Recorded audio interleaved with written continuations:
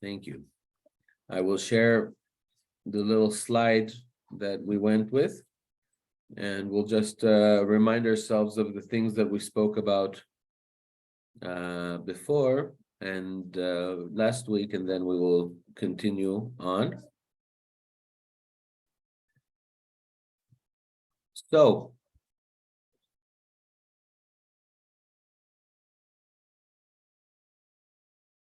So we spoke about Tanit Estel, and we spoke about the mitzvot of Purim in general.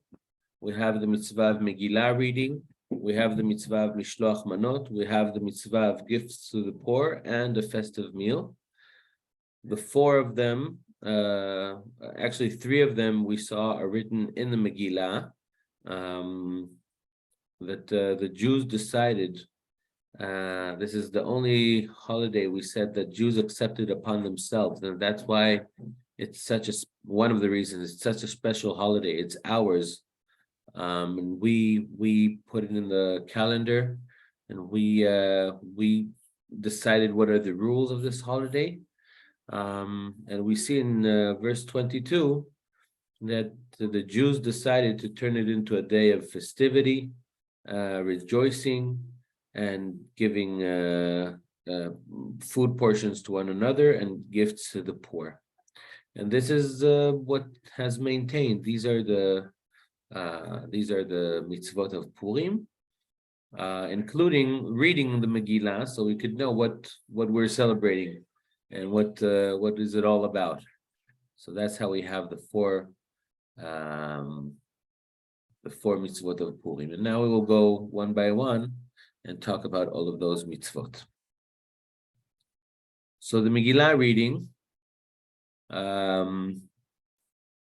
So first of all, we spoke about it at length last week. The reading time of the Megillah is on the end of the fast, and the custom is not to eat until the end of the Megillah reading. If someone feels that it's very hard for them, of course you can feel you cannot eat before the Megillah once the fast has ended, and look in your local luachs and local times for the time that Megillah ends, that the fast ends.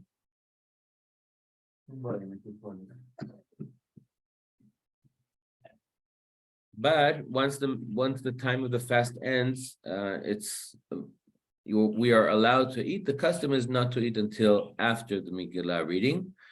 The Megillah should be from klaf, from parchment. And so if someone, for some reason, can't come to the synagogue, it's preferable, and in many places around the world,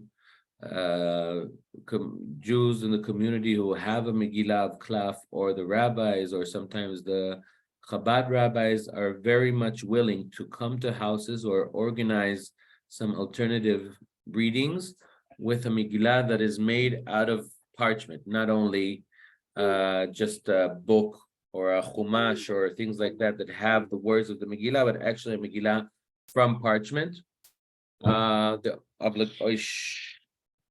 I'm sorry, just a second.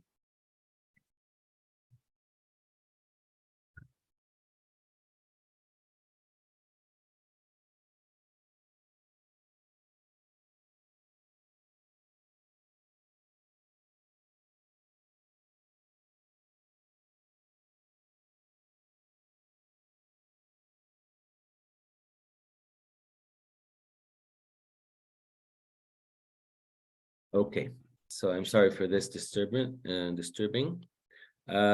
mitzvah of the Megillah is for men and women alike, and we talked about it last week. The mitzvah is to be read also at the night, Monday night, and also in the day, Tuesday morning after the prayer. So sometimes people are not aware that there are two mitzvot to read the Megillah, one in the evening and one in the morning. There has to be a kavanah to listen to the Megillah. In other words, when the reader reads, he has he has the obligation to think in his mind that while reading, he helps all the people who are hearing um, perform the mitzvah of the Megillah reading. But when we are listening to the reader, we have to have this same thought that by listening to him, we're performing the mitzvah of hearing the Megillah. We have three blesses before the Megillah reading, and after the Megillah reading, we have one blessing. And it's important after we finish reading the Megillah, don't run away before saying the blessing. We have to hear all the words, and there's a custom to make noise on Haman. I said last week, and it's important to remember that we still have to hear the word Haman. So when we shake and make the noise, we must also remember to hear the word Haman, which is part of the Megillah.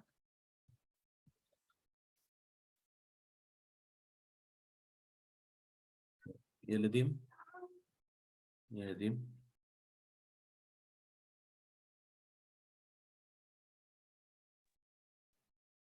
Okay, the second mitzvah of Purim is giving gifts.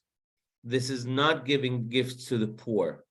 This is a different mitzvah, to give a meal to one another.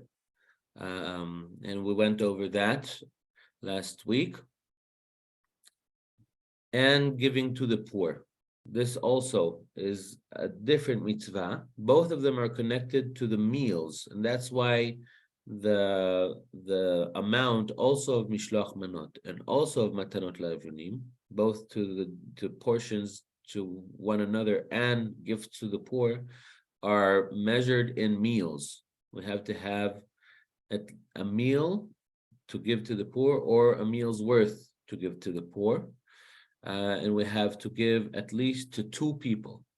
Matanot la'evyonim, poor in plural, and therefore we have to give at least two. It's of course nice to give more than two. And it's the same idea. It's not charity. I want to underline this. It's not charity. It's around the Purim Seudah. We obligated ourselves to have a festive time and to celebrate, and we're just thinking of ways to celebrate. You can think of the meaning of how it was in Shushan, or all around the kingdom of Achashverosh in that day, when we were all threatened to be killed.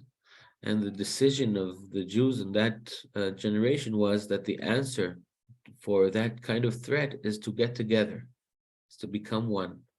And this is, I think, a beautiful idea. And you can't become one when there are people who can't afford having this custom, when they can't afford a meal. So giving to the poor here is not charity. It's not looking for some good cause. This we should do all year long, look for good cause and give charity to different organizations or different, people who ask us for help. Here it's specifically for a poor person to have a Purim meal. And therefore, the obligation is to do it on the same day. We have to make sure that the poor person gets it on the same day on Purim, preferably enough time to prepare a meal out of it. And you should ask your rabbis if you don't have information yet. I know that in Malmö we didn't get out clear information yet. We have to do it today. But every person has to check with their rabbi or if you know a poor person, of course, go ahead and give it personally. Sometimes it's uncomfortable. The poor person doesn't feel comfortable to receive, and so on. It has to be made with a lot of respect and a lot of dignity, of course. So if you're looking for ways to give to the poor and it's not clear to you to whom and how to do it, contact your rabbi. Um,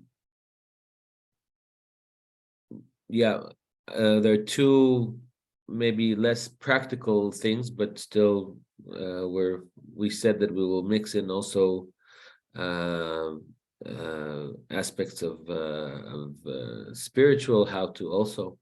So there are two ideas behind this gift to the poor that I wanted to mention. One is that in many books it is written that this mitzvah is more important than any other mitzvah in Purim. So it just should give us some kind of a hierarchy of the mitzvot. What's important? Usually, I think if we think of Purim, so mostly we think of how to make the kids happy, which is very important. How to dress up with a costume is I think very high up in the list of the priorities of Purim, which is a nice custom, but it's not a mitzvah to get dressed up in a costume. Some put a lot of emphasis on having a nice meal and getting drunk, which is also a big mitzvah. But the most important mitzvah is the one that we sort of set aside, which is to give to the poor enough to have a Purim meal. So we should really think about it, contemplate about it, that while we're thinking about how happy we are, the real happiness is to help someone else, and we have to make sure what are our priorities in Purim. The other thing that is not necessarily halacha, but is interesting and important to think about. We have a saying in the Talmud, because there's a discussion who is considered a poor person to give. Does anybody is considered a poor person? I don't know if you have this. I think in Scandinavia, this kind of question is a bit less present. In Israel, where unfortunately there are many beggars on the street, and especially in Jerusalem. Sometimes we ask this question: who is worthy? Is someone who if someone will go and buy with the money that I give them, will buy more alcohol or buy drugs, should they get the money, or should I give to someone who I know that is a real poor person that comes in Israel? Sometimes people come with some kind of a document from a rabbi or from someone else that they know that they're poor and they should get help. You sometimes, especially when your resources are limited, you have to also sort of decide who you're giving to and how much you're giving to. And in the Talmud says that in Purim, Kol haposhet yad notnim lo. Anybody who puts out his hands, we give them something. Doesn't have to be a lot, but on Purim, different from any other day, the Talmud does set a standard for charity, who to give charity to, who's first, who's second, that sort of thing. It's important for a society to have some kind of a hierarchy of who and when and in what way to give.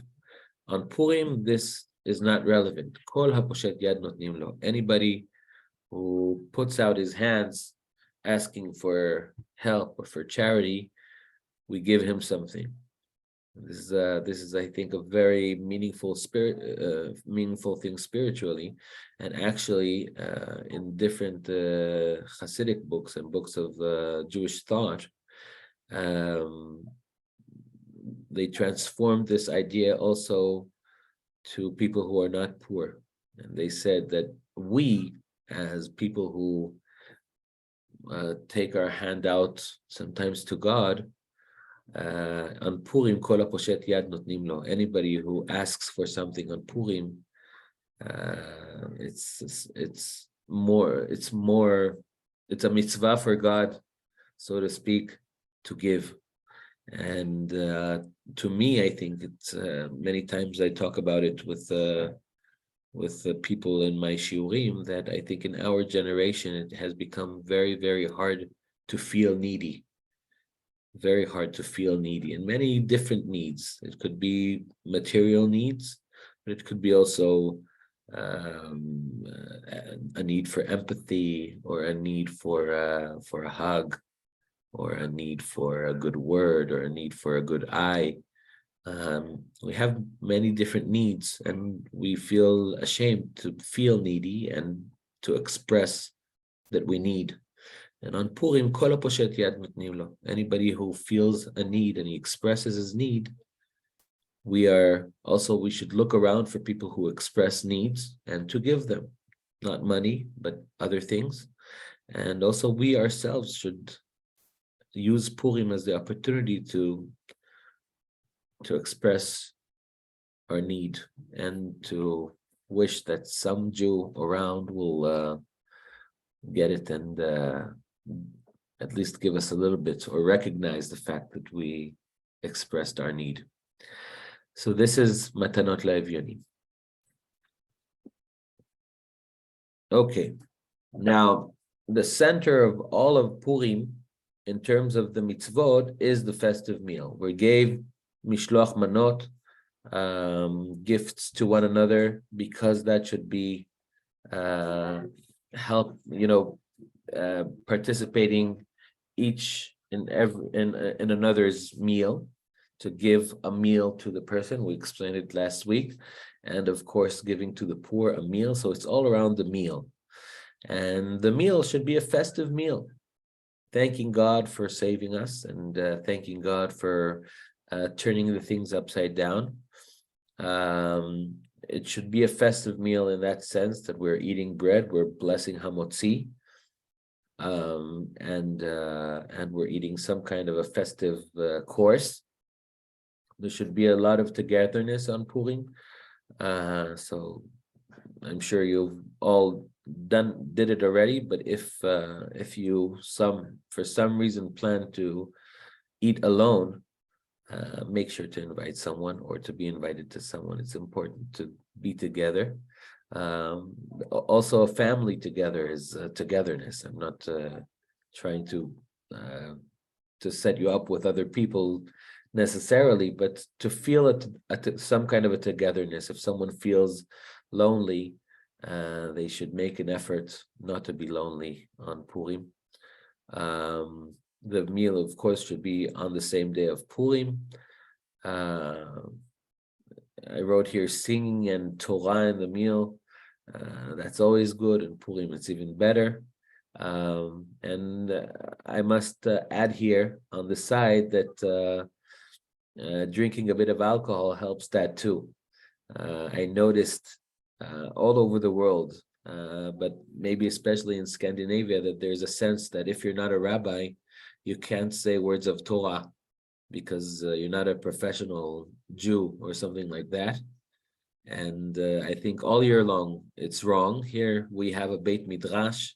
Part of a Beit Midrash is that also people who are not very knowledgeable, in the sense that they didn't learn for many years, still can express their thoughts and their understandings of words of Torah. So sometimes it's more relevant, sometimes it's less relevant. Hopefully this Beit Midrash will become more and more a place of active learning, and not only of shiurim, and not only of lectures from a rabbi. I truly believe that every person who learns Torah has the right and the obligation to express what they understand, and to contribute to the Torah learning by sharing their learning, their thoughts and learning. On Purim, it's a bit easier. Once you drink a little bit and your tongue is a little lighter, then you can find yourself saying words of Torah and expressing thoughts of Torah that you even didn't realize you think, or that you have in you. So I'm inviting you to open your mouth and let the words of Torah come out. Of course, this idea of drinking, is an important part of Purim. Drink a little more than you're used to. In Scandinavia, I think it's pretty much. Um, um, of course, with the right limitations, drinking should not turn into a wild circumstances. If someone knows that alcohol uh, turns them into acting in a negative way, they shouldn't drink a lot or shouldn't drink at all. The drinking should be in the context of holiness and purity, and expressing more happiness than usual and expressing more free conduct than usual, but of course in the limitations of the way that people should behave and human beings should behave, and the limitations that Jews should behave, which have a higher standard.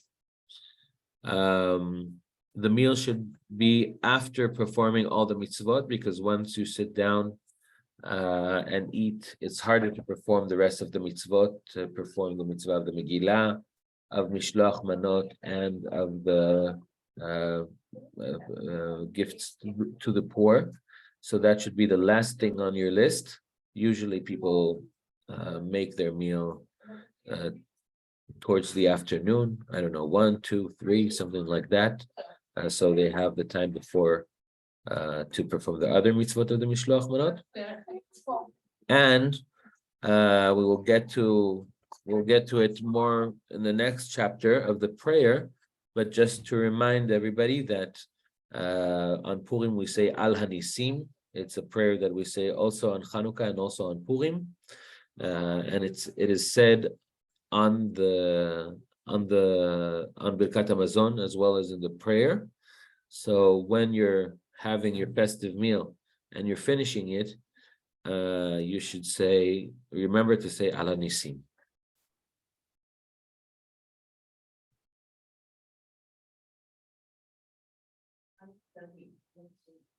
Okay. Any questions regarding those 4 mitzvot? Anything that was not clear or that someone wants to add?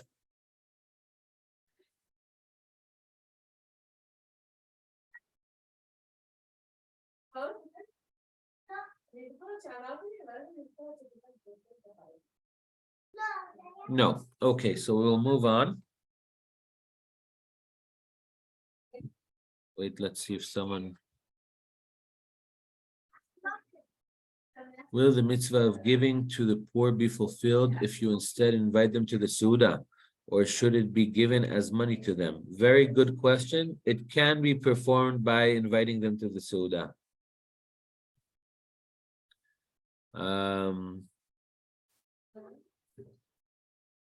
Okay, so the prayer, as I said, there are a few things that we're adding to the prayer. Al Hanisim is a prayer that we say also on Birkat Hamazon, like we said, and also on the Amidah. 3 times a day, Shacharit, Mincha, and Arvit, we say Al Hanisim. So we should not forget to say it. If you forgot to say it, you don't have to get back to it or to start the Amidah all over. The Torah reading, we have aside on Shacharit, on the morning of Purim, aside from reading the Megillah, we also take out the Torah and we read the story of Amalek, of how Amalek attacked us. It's a different parasha than the parasha that we read this Shabbat. This Shabbat, we read the order, the commandment of remembering what Amalek did to us. This is in the book of Deuteronomy. On Purim, we will read the story from the book of Shmot, when after the exile, Amalek attacked us. There's no Tachanun on Purim, on Shacharit, when we usually say Tachanun after Amidah. On Purim, we don't say Tachanun. And one interesting thing is that we're not saying Hallel. We say Hallel in many occasions. We say Hallel on Sukkot. We say Hallel on Pesach. We say Hallel on Hanukkah. Every time we were saved, we say Hallel. But in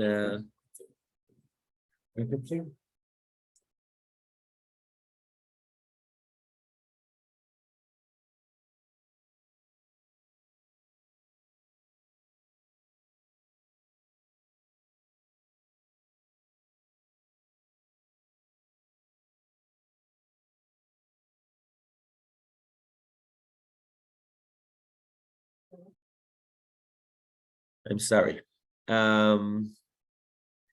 So we're not saying Hallel on Purim, even though we were saved. And actually, I brought here a passage from the Talmud who talks exactly about that. Would anybody like to read it out loud?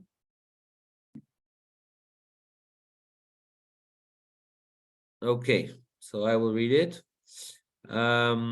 So the Talmud says it's part of a longer discussion about other things, but the Talmud suggested, let's recite Hallel on Purim.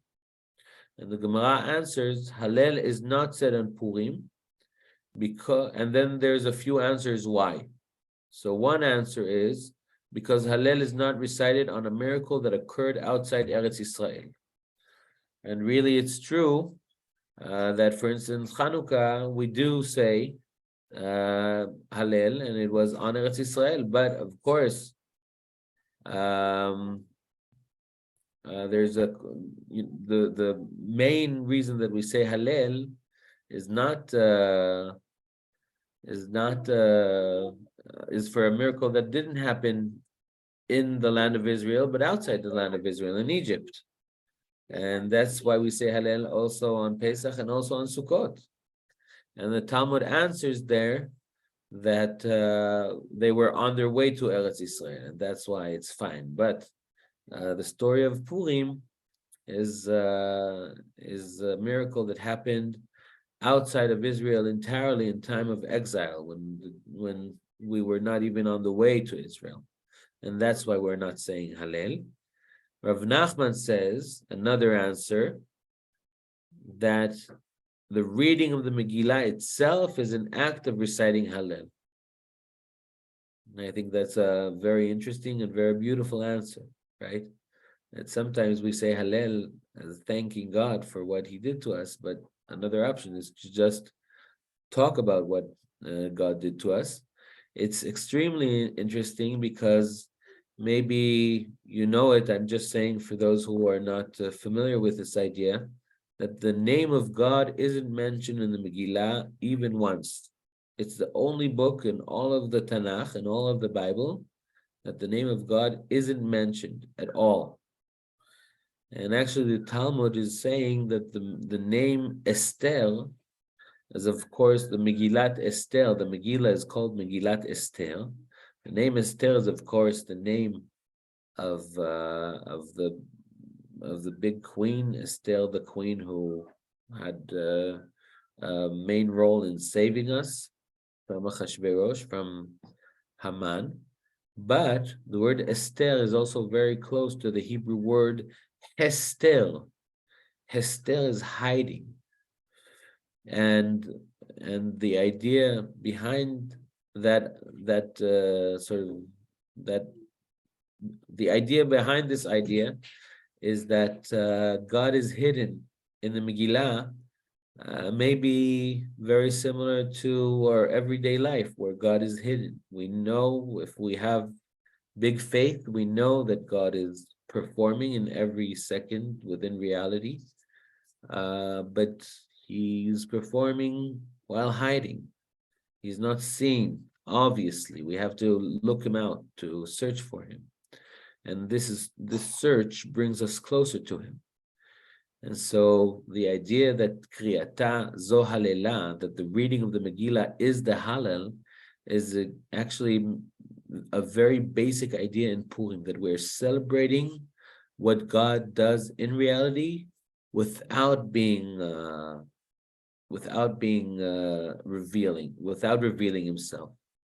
The Megillah tells a story that you could read it without realizing there was a miracle at all. Nothing unnatural happened. Everything happened according to a story that could, it could be a real folk story. But it's not. We know that it's not. We know that God is performing here, and that this is the basic of what Purim is. And maybe that's one of the big differences between Purim and the other holidays that we have. We're celebrating God's work in reality with no apparent miracles, but knowing that everything is a miracle. So this is the idea of Kriyatad Zo Halelah, Rav Nachman's idea. And Rava has another idea. You see here in the second line on the second paragraph, Rava said, even after the miracle of Purim, we were still the servants of Achashverosh. So this is another explanation why we're not saying Hallel, because this save wasn't a full save. We didn't get to a full redemption yet. And actually Rava said the translation here is a bit different than what Rava said, because the translation is talking about past tense. We were still the servants of Achashverosh, but what Rava really says here in Aramaic is we are still the servants of Achashverosh. And this leads us to a whole other idea that the Jewish thought on Purim goes with, which is we are still in a way servants of Achashverosh. The celebration of Purim is also a prayer for a full redemption, which we are not there yet. And so Purim is also a hope for redemption. So this was just a side issue about not saying Hallel. And we're left only with one last issue, which is the special Purims, the Purims that are not usually or not every year celebrated. Purim on a Friday and a trifle Purim, which is only in Jerusalem, but still you should know about it. So what happens when Purim is on Friday? Purim is not, we don't want Purim to clash with Shabbat. So Purim is divided. There are a few things that we're doing. There's a few things that we're doing before Purim on the Thursday, and on a Friday, and a few things we're doing on a Sunday. The meal we're doing on a Sunday, and the Mishloach Manot we're doing on a Sunday, but the giving of the Matanot LaEvyonim we're doing on a Friday. So this we should know. In Jerusalem, there's an idea of a trifle Purim. As we said last week, Jerusalem and all the rest of the cities that had a wall from the days of Yehoshua bin Nun, that are celebrating, like Shushan, celebrating Purim on the 15th of Adar. That could happen that the 14th of Adar is the Thursday, and that's where all the world is celebrating Purim. The 15th of Adar is the Friday, and that's when Jerusalem people celebrate their Purim. And then Friday night is of course Shabbat. There's a custom of Pores Mapal Mekadesh, that you don't make sure you don't need to finish Purim before Shabbat starts. You have your meal. During the meal, Jews go to pray the Kabbalat Shabbat, go back, they're doing an act that is called in halacha pores mapa. They put up a new tablecloth on the table and just continue the meal. They turn the Shabbat meal into the continuation of the Purim meal that started on Friday afternoon. And it's always a big celebration in Jerusalem. You could see people who are going around very, very happy on Friday night, on Shabbat Eve, and sometimes it goes on also to Shabbat morning. By that, we are concluding the shiurim for Purim.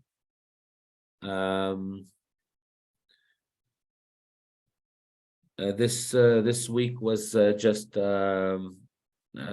we've finished what we started last week, and so I'm here to answer questions, but we will finish early today. If anybody has questions, before that, I will just bless everybody with a happy Purim. May we all find ways to sort of break a little bit the barriers that we have between ourselves and between each other. Let happiness sort of swift us a little bit off our legs, and find holiness not only in the seriousness of prayer and the seriousness of Shabbat and different things, but also in the lightheartedness of Purim, and find how holiness is there also. And please,